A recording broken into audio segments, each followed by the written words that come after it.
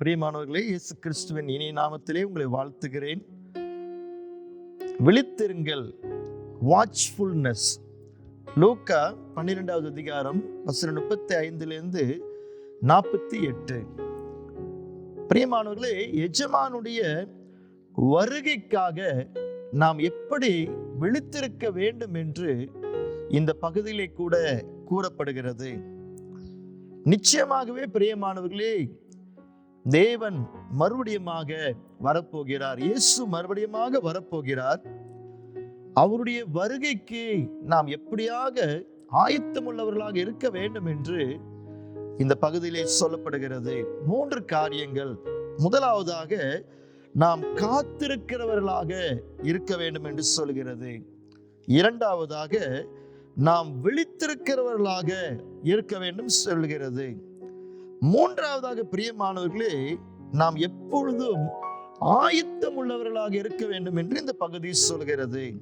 வசனம் 43, எஜமான் வரும்போது அப்படியே செய்கிறவனாய் காணப்படுகிற ஊழியக்காரன் பாக்கியவான்.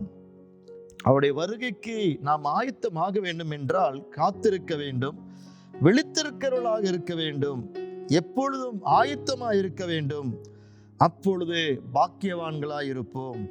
அது மாத்திரமல்ல பிரியமானவர்களே, இந்த பகுதியிலே கூட நாம் ஆயத்தமாய் இல்லாவிட்டால் என்ன நடக்கும் என்றும் வசனம் 47 இப்படியாய் சொல்கிறது.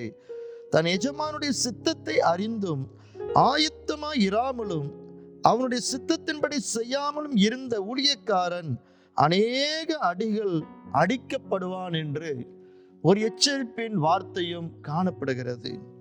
பிரியமானவர்களே, இந்த பகுதியை கூட நாம் இன்னும் ஆழமாக ஆராதனையிலே தியானிக்க போகிறோம்.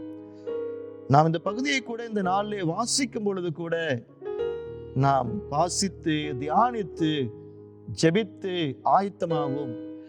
இன்று இரவிலே கூட தொடர்ந்து கர்த்தர் இந்த பகுதியை நாம் தியானிக்கும் பொழுது நம்மோடு பேசுவாராக. கர்த்தர் உங்களை ஆசீர்வதிப்பாராக. God bless you.